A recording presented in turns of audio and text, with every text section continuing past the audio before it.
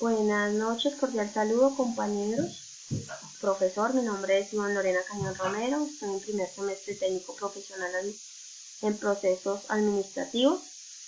El día de hoy voy a presentar la actividad de fundamentos de base de datos. El tema es base de datos y empezamos con el mapa conceptual. Es un conjunto de elementos de datos interrelacionados administrados como unidad. Bueno, decimos que los datos son medidas, atributos o características de algún objeto o entidad.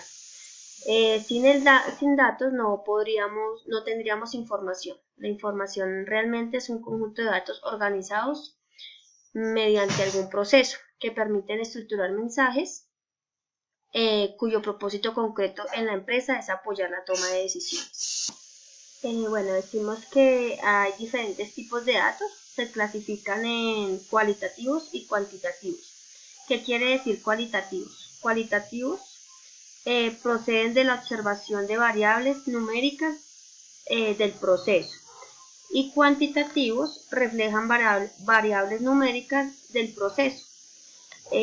También hay otros tipos de datos que se dividen en los siguientes: numéricos, decimales, números en base diferentes al sistema decimal y alfabéticos. Bueno, decimos que los numéricos son datos cuya representación es realizada por medio de números enteros. Los decimales es cuya representación es realizada por números reales. Y los números en base diferentes al sistema decimal son datos que representan números, pero en otras bases numéricas, las más usadas con el sistema octal y hexadecimal.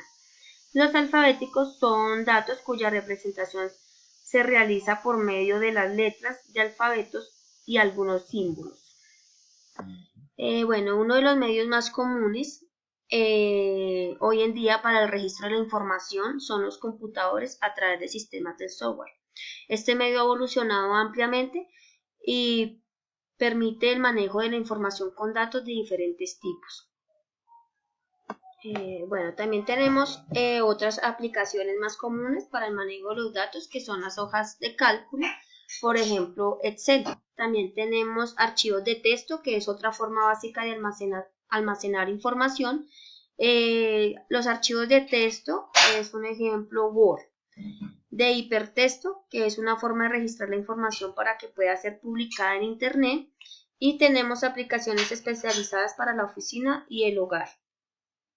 Tenemos también carnes contables de inventario o las fichas que permiten registrar datos de una forma estructurada y organizada.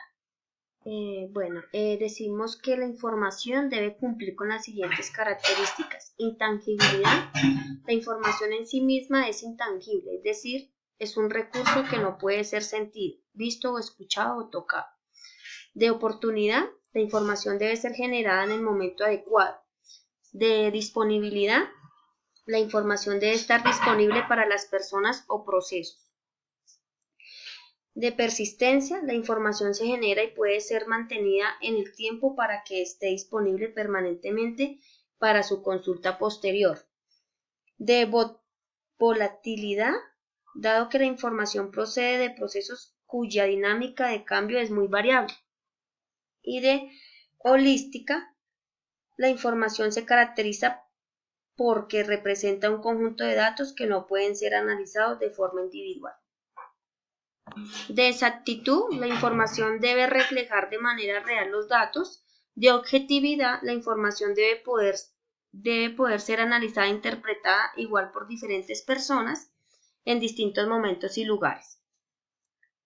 Válida, la información expresada de forma verdadera y real, los datos e interrelación de estos. De continuidad, la información puede ser generada de manera permanente siempre y cuando los medios para su mantenimiento lo permitan. De completitud, la información debe contener todos los datos e interrelación de estos en el contexto del proceso que reflejan. De comparabilidad, en medida que se generan criterios adecuados, la información de procesos equivalentes puede ser comparable. Registro de información. La disponibilidad oportuna y persistencia de la información se logra mediante el uso de algún sistema especializado. También hablamos de los tipos de información a suministrar. Hablar del tipo de información a suministrar en una empresa es realmente contestar sobre cuáles son las necesidades de información que se requieren en la empresa. Bueno, con esto termino ya como un poco de los conceptos de base de datos. Muchas gracias y hasta luego.